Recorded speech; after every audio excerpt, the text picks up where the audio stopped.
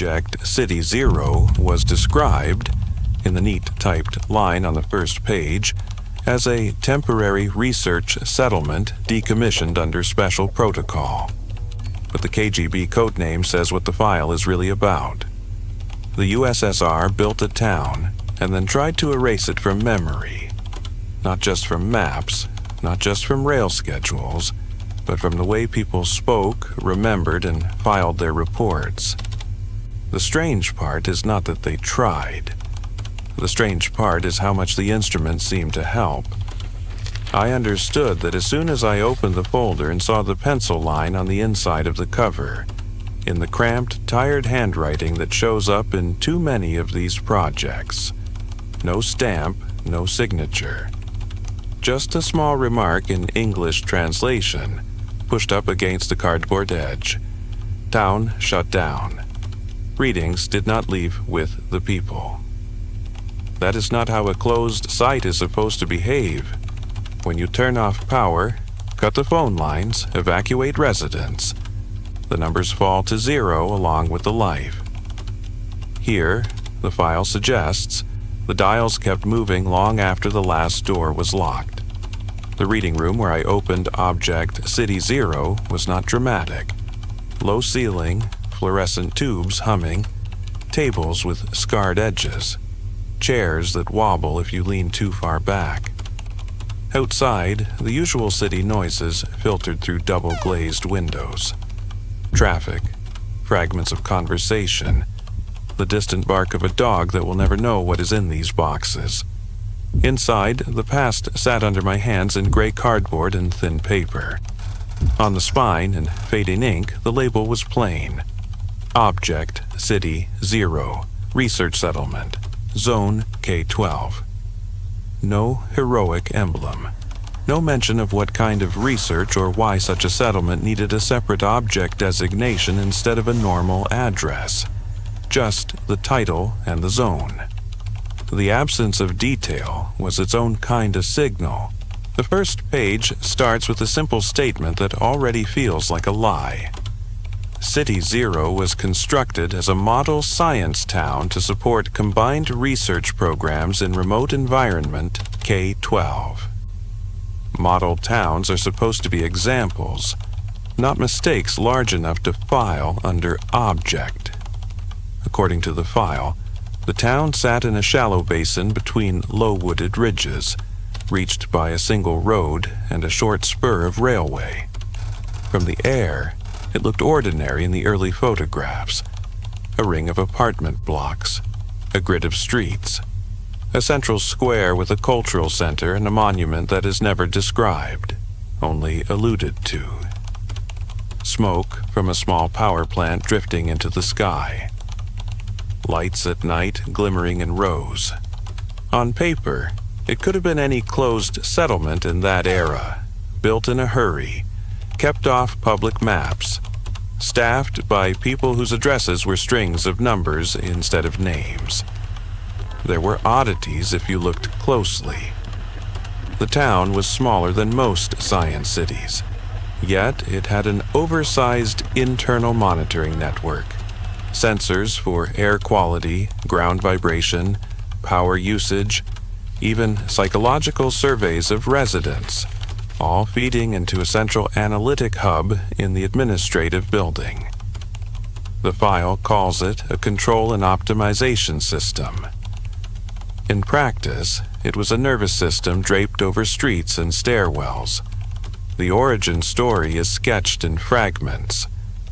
A committee somewhere decided that rather than scatter certain sensitive projects across dozens of existing facilities, they would gather them in one deliberately designed place, far from major population centers.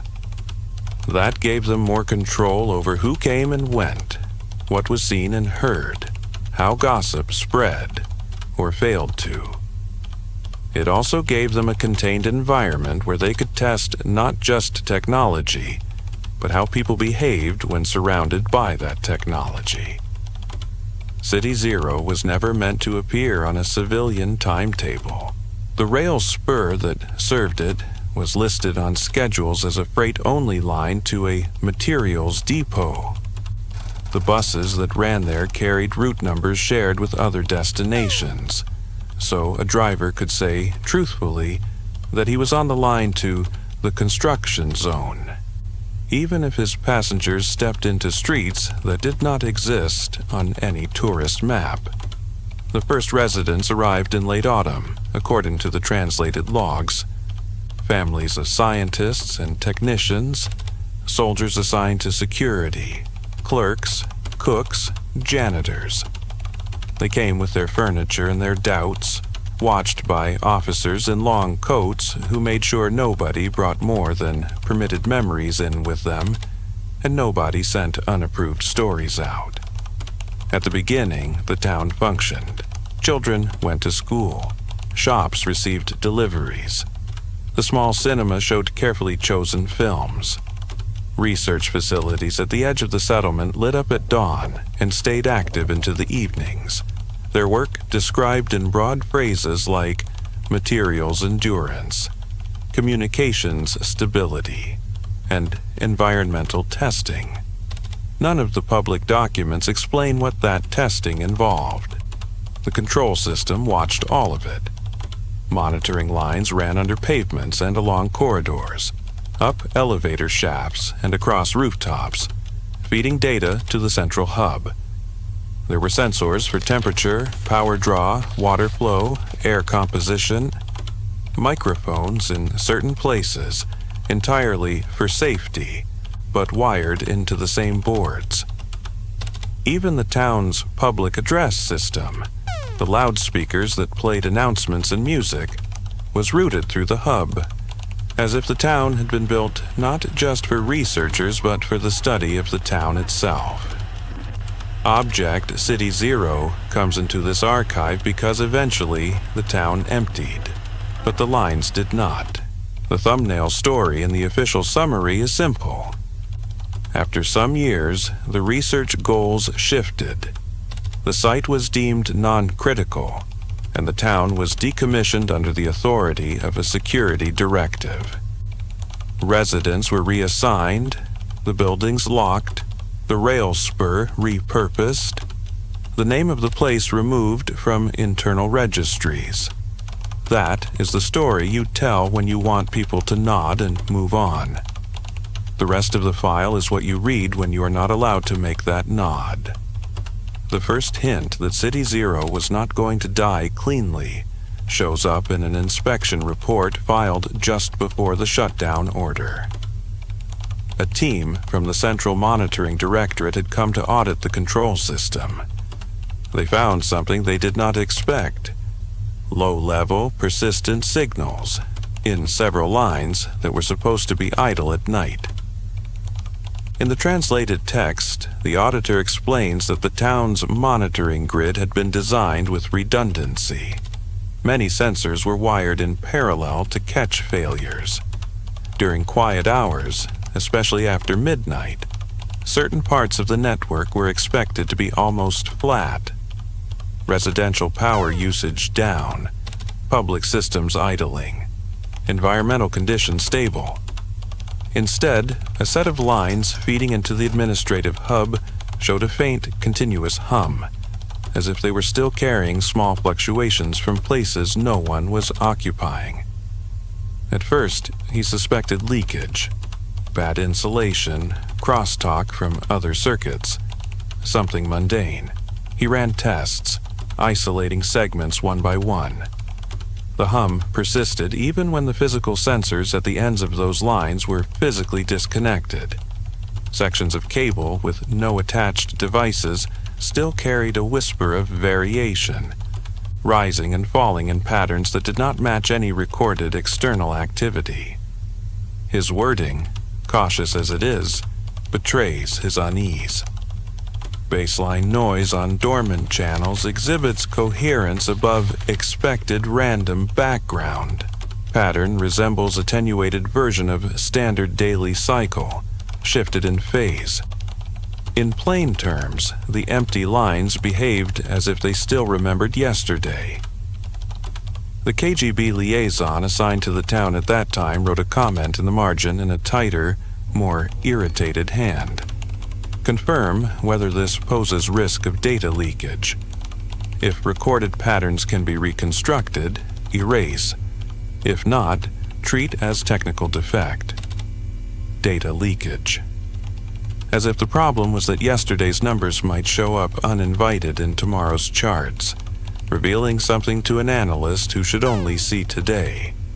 The auditors suggested a system reset. Power down, flush memory, restart. The town's administrators agreed, reluctantly. There's a note about scheduling it for a Sunday night, when disruption to residents would be minimal, and complaints fewer. They never performed the reset. The shutdown order arrived first. It came in a sealed envelope delivered by courier from the Security Directorate, carrying the language of inevitability. In light of revised strategic priorities, Object City Zero is to be decommissioned, population to be relocated, research assets to be redistributed, monitoring systems to be preserved for assessment, then neutralized. The schedule was tight. Residents would be given minimal notice to limit rumors and personal interpretations. Trains and trucks were arranged. New work assignments were prepared in other cities, each with cover stories. The town's name, used even internally only in code, would be struck out from logs and replaced with generic references.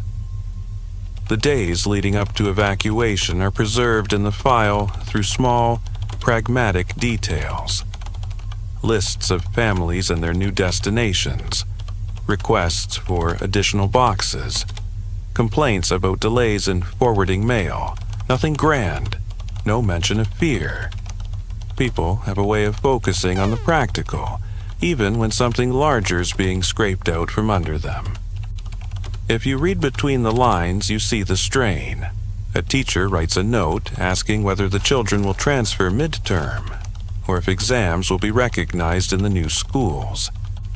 A doctor asks what will happen to patients whose treatment requires equipment that may not be available elsewhere. A caretaker wonders if he needs to drain the boilers or if the neutralization team will handle that. None of them write the more obvious question: why are we taking apart a town that seems to be working? The day of evacuation is summarized in a few bullet points. Buses lined up along the main avenue, loudspeakers on poles broadcasting calm instructions, KGB units at intersections to ensure no one turned down the wrong street. The file claims the operation was orderly and free of incident. Maybe it was, on the surface. City Zero emptied in less than a day. People locked their doors out of habit even though they knew nobody was coming back to steal their furniture. Windows were left half open here and there. In one photograph, a curtain hangs crookedly, as if someone tore it aside for one last look at the square and never straightened it. By evening, according to the timeline, the last official resident had left. The central power plant throttled down, leaving only enough electricity to keep emergency systems and the monitoring hub alive. The KGB sealing team stayed. Their job, on paper, was straightforward.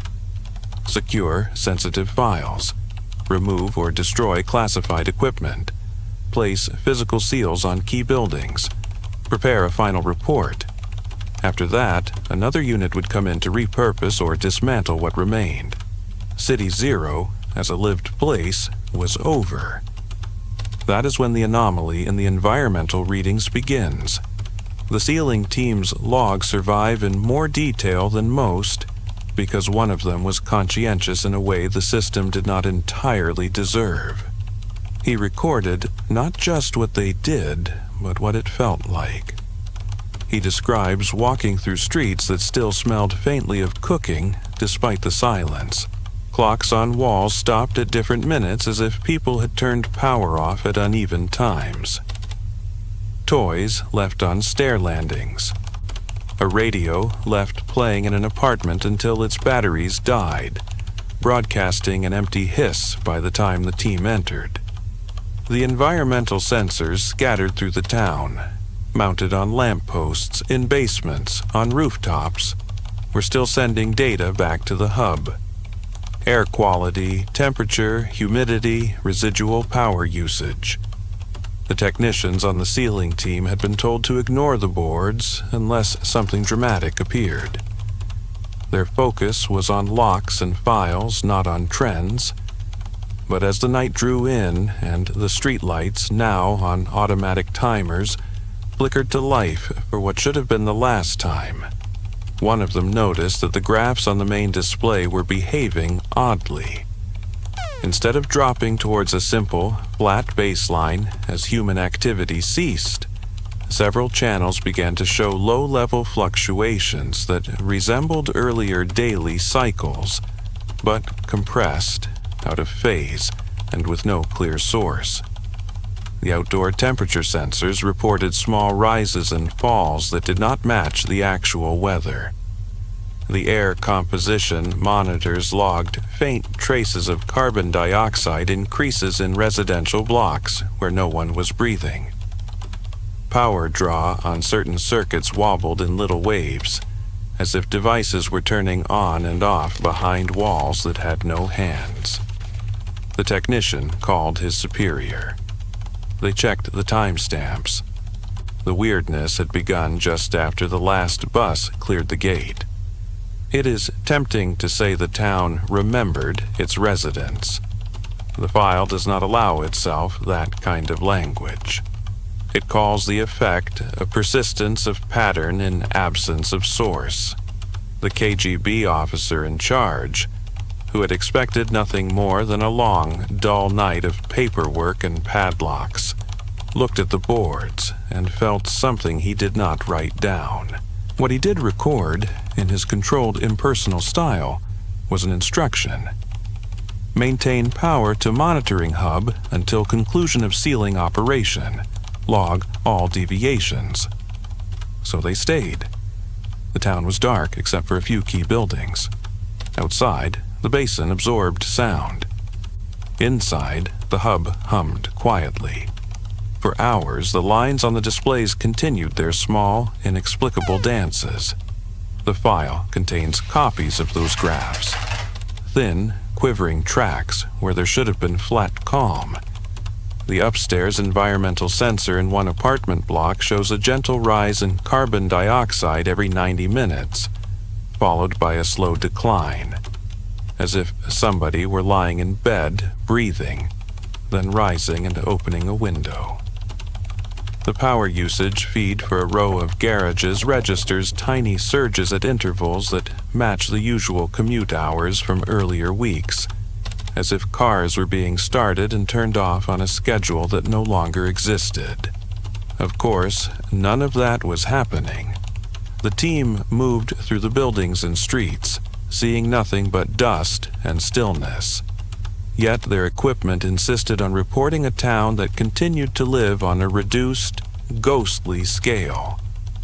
One technician, younger and less practiced at self-censorship, wrote in a side note that the town's last day seemed to be replaying itself across the sensors, compressed and fading, like an echo in a canyon. "We are reading behavior without bodies," he wrote. "Only the system remembers." The KGB officer crossed that line out in the version meant for transmission. In the copy that ended up in this archive, the original is still faintly visible under the pen strokes. Around midnight, the anomaly changed. Until that point, the fluctuations had been small, local, tied to particular sensors. Then, several lines across the system rose together, not to dangerous levels, but in a synchronized way that had nothing to do with weather, temperature, or even the earlier daily cycles they seemed to be replaying. air composition monitors across the town registered a slight drop in oxygen and a corresponding rise in carbon dioxide at the same moment. Indoor temperature sensors recorded a sudden, subtle increase, as if many bodies had entered closed spaces. The residual power grid, which had been carrying only the load from the hub and a few lights, logged a brief, simultaneous tug in multiple circuits, like a town taking one last collective breath. The graphs mark this clearly. A spike, not sharp but undeniable, across multiple channels. The file calls it coherent deviation event. The technician who saw it scribbled something else in his notebook. Town came back for 1 second, then remembered. Immediately after that, the readings began to fade, not just towards the expected baseline, but beyond it, into values that did not belong to any plausible physical state. Air composition flattened into ratios that matched no outside sample. Temperature readings in some blocks drifted to uniformity, ignoring shadows and drafts. The external microphones, left on low sensitivity, reported a steady hum not present in the actual air. One of the power usage channels went negative. That should have been impossible. Power draw cannot go below 0 in that system. Yet, there it was. A thin line dipping below the axis, as if some part of the town had decided to return energy it never took. The technicians assumed software error. They ran self-check routines. All passed. They swapped out one of the boards. The behavior continued on the new hardware. It was at this point that the KGB officer, who until then had treated the anomaly as an inconvenient distraction from his main task, added a simple instruction to the log. Record, do not interpret. Interpretations to be provided elsewhere. In other words, write down what you see and let someone higher decide what it means or what it is allowed to mean. The elsewhere appears later in the file, in the form of an analysis prepared by a special unit in the security apparatus. Their language is even drier than his. They conclude, after several pages of careful non-commitment, that residual system behavior in Object City 0 after depopulation indicates persistence of operational patterns in instrumentation and infrastructure beyond presence of human drivers. They recommend, blandly, that similar control systems in other closed sites be audited for comparable pattern persistence, and that protocols be developed for more thorough neutralization when decommissioning is required. The word memory does not appear once. Back in the town, the sealing team finished their physical tasks. They placed wax seals on filing cabinets. They welded shut certain doors. They removed key components from communication equipment. They photographed entrances and attached inventory lists. It was the standard ritual of closure. The last technical entry from inside City 0 comes from the moment they finally shut down the monitoring hub. They did not simply flip a main breaker.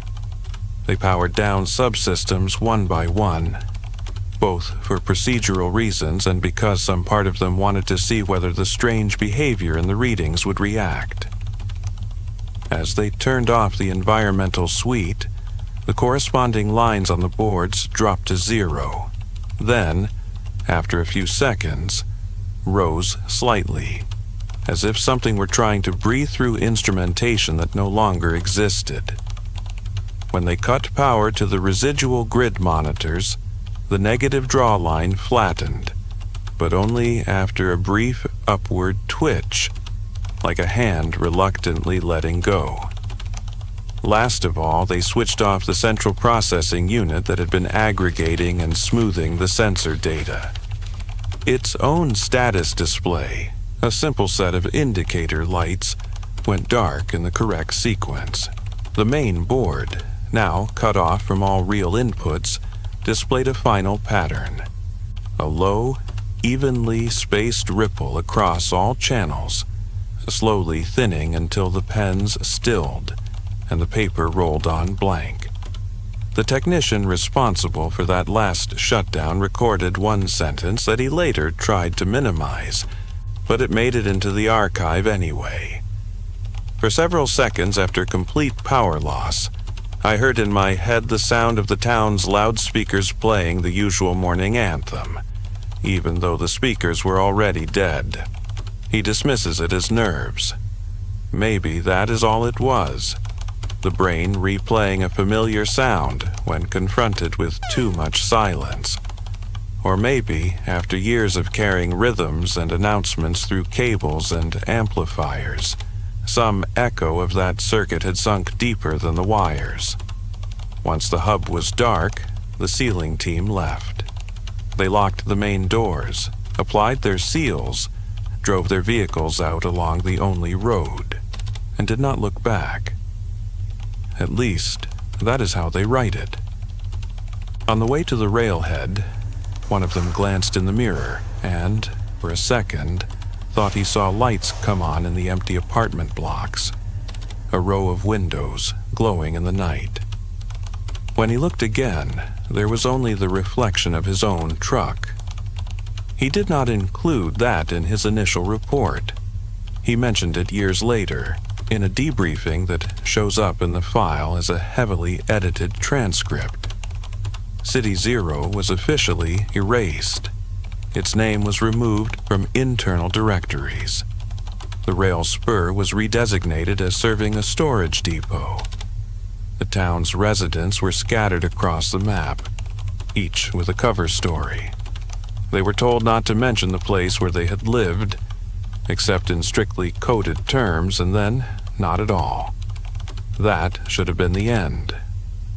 Then the investigators came back. Not because someone missed the town. Not because a local farmer complained of strange lights. They came back because a pattern in the Central Monitoring Directorate systems would not leave them alone. Months after the closure of City Zero, several regional environmental monitoring nodes began to show faint anomalies in their low-level data. Nothing dramatic. Small, periodic undulations in air composition logs, minor dips in power grid measurements, ghost signals in microphones. But when analysts overlaid them, the timing traced back to the days that City Zero's system had been powered down. An internal memo, carefully translated here, summarizes it.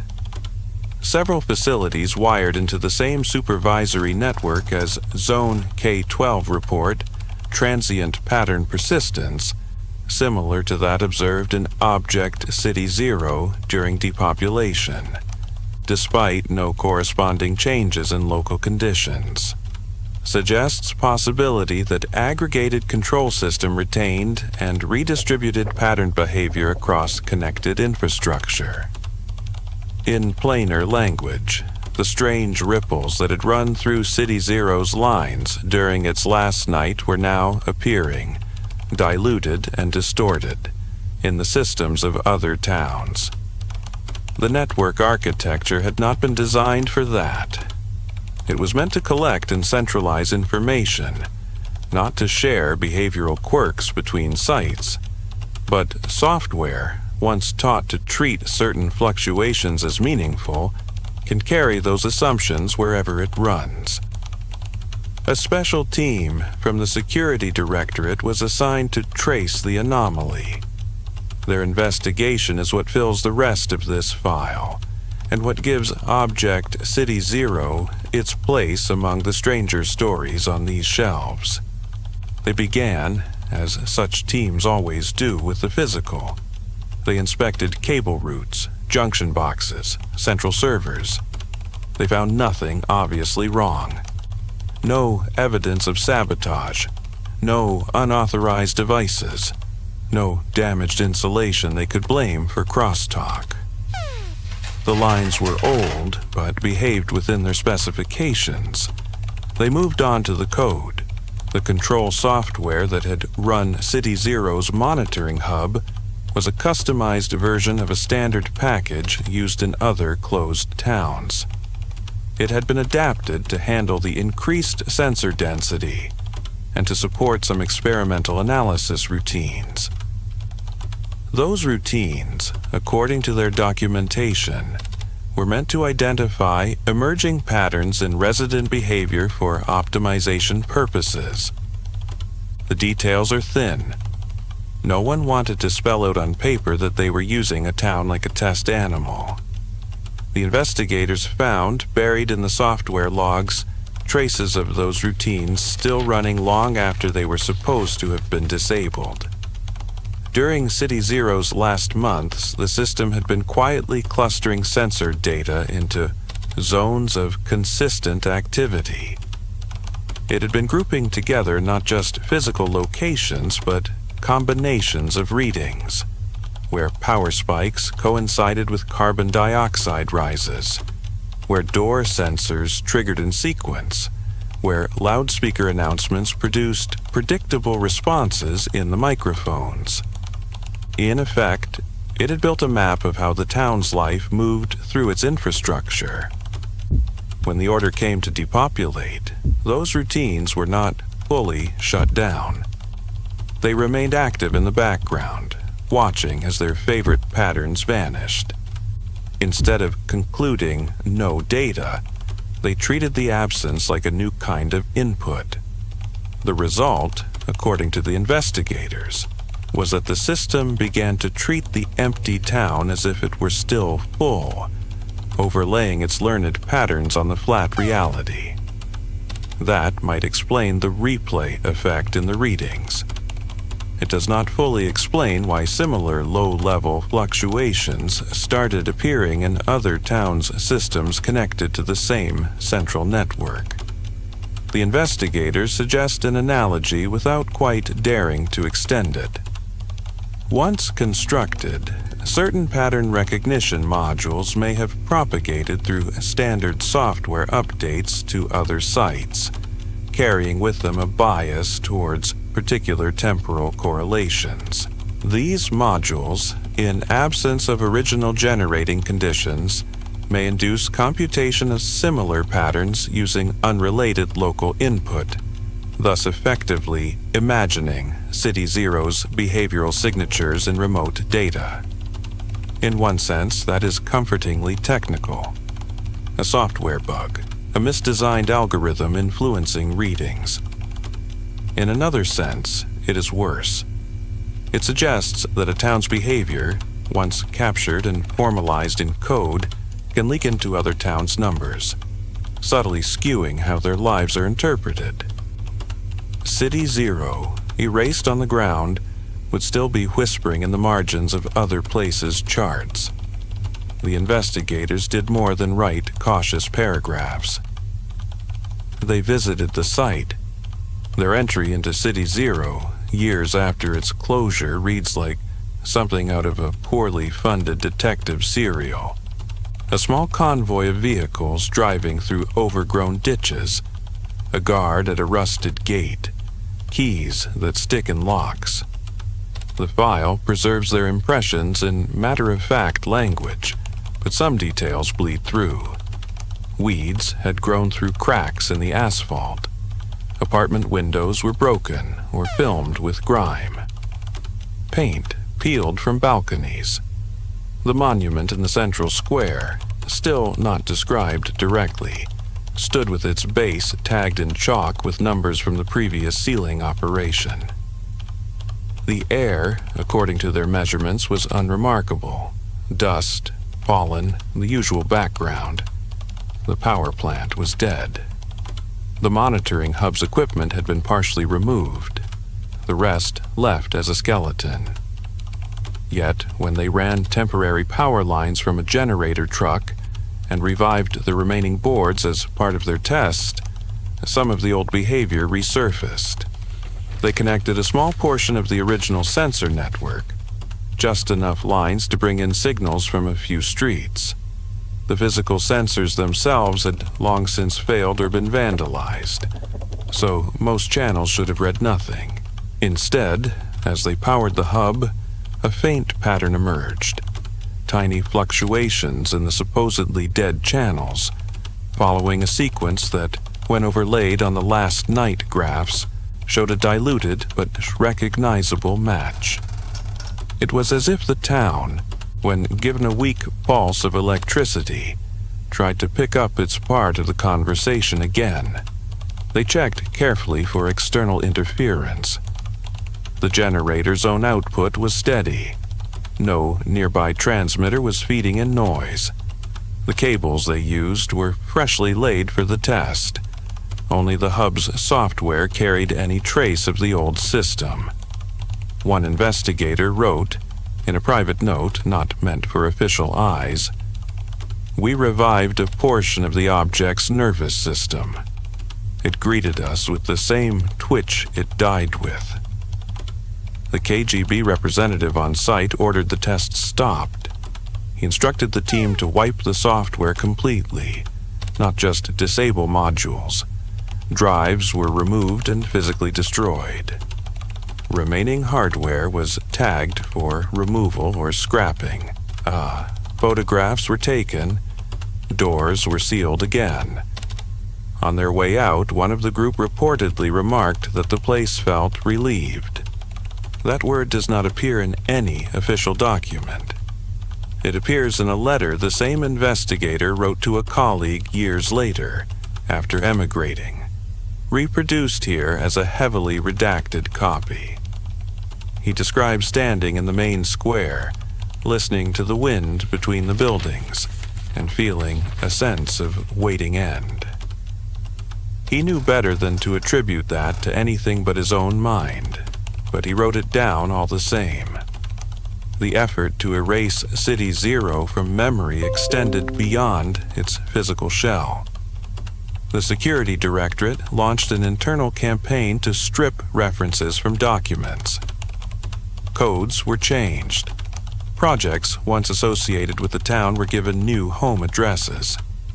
People were reminded, firmly, sometimes brutally, that there had never been such a place, and that any insistence otherwise might be interpreted as an unhealthy fixation. Not all traces could be removed. On old maps used only by planners, a small blank rectangle remained where the town sat, surrounded by contour lines and forest symbols. It was labeled as Reserved Zone, or, in one case, simply left unnamed. Railway routing diagrams carried a spur line to a non-operational depot that no longer had coordinates in the main index. Logistics reports occasionally referenced excess materials from K-12, without elaboration. Most people glossed over those gaps, the way you skim past loose threads in a fabric when you're not the one tasked with repairing it. The few who knew the original story learned to step around the subject in conversation. Like an uneven slab of concrete, nobody wants to trip over. The investigator's final assessment, laid out in the later pages of this file, is divided between what they are allowed to say and what they permit themselves to imply. They conclude that the anomalies in environmental readings during City Zero's last night and the subsequent pattern bleed into other systems can be explained by a combination of algorithmic persistence, operator expectation, and infrastructure coupling. That is the phrase that made it into the summary. Between the lines, they hint at something else. That once you build a town around a tight monitoring loop and teach the system to treat human routine as a pattern to be optimized, the infrastructure starts to behave as if those routines are a fact of nature, not a choice. When you remove the people, the system does not simply go blank. It tries to continue the pattern with whatever is left. Wires, boards, timing circuits, even its own previous outputs. You could dismiss that as anthropomorphic language. Machines do not try, they execute. But then you look again at the way other town systems began to echo City Zero's quirks without having shared its history. And you realize that the word memory is not entirely out of place. Not emotional memory, not trauma, just the persistence of structure and code and practice. That, more than any ghost story, is what makes this file unsettling. City Zero does not offer you a dramatic climax. There is no explosion, no riot, no vanishing of buildings. The KGB did not wipe the place off the face of the earth. The town decayed in the usual way. Water damage, vandalism, time. The anomaly is quieter. A town's last day replayed across sensors. Residual grids that briefly act as if the residents have returned. Software routines that carry a dead settlement's timing into other communities' data. Final log entries that shift, not in content, but in emphasis, downplaying what could not be fitted into doctrine. At the very back of the folder, on the inside of the rear cover, the same tired pencil hand has written one more line, almost hidden under the flap of a glued envelope. Translated into English, it reads, "We removed the town, but left its way of counting in the system. The system does not know it is gone." I do not know if the person who wrote that survived long in the apparatus. People who admit that systems can miscount in quiet structural ways tend to be inconvenient. Sitting here, years later, in another building wired into another dense mesh of monitors, I find myself thinking less about the abandoned streets of City Zero, and more about how easily we trust the numbers that tell us a place is fine. The graphs on my own screens are calm. Power usage curves follow expected office patterns. Air quality sensors show a dull, healthy flatness. Nothing flickers at the edges. If a town like City Zero is whispering in these lines, I cannot hear it.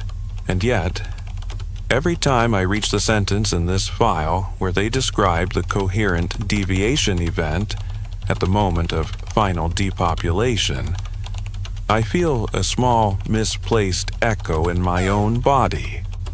That awareness you get when you step out of a crowded train car into an empty platform and, for a split second, still brace for shoulders that do not bump you anymore. Perhaps that's all this is. My own nervous system replaying patterns from pages, or perhaps somewhere deep in the infrastructure we rely on to tell us what is happening outside. There are still routines running that were written for a town that officially never existed. Object City Zero is filed, indexed, and rarely requested. Its code has been scrubbed. Its residents have grown older under different postal codes. Its buildings, if they still stand, are shells. On paper, it is over. But if you accept, even briefly, that places can persist as ways of counting and reacting long after the last person leaves, then the real object is not the town at all. It is the habit of erasure, the belief that once we close a gate and cross out a name, the world obeys. The graphs in this file disagree. They show, in their quiet, jittery way, that a town built to be watched does not stop existing just because you look away. It continues faintly in the systems that watched it, and in the gaps on maps that careful people learn not to point at. That is the kind of memory no directive can fully neutralize.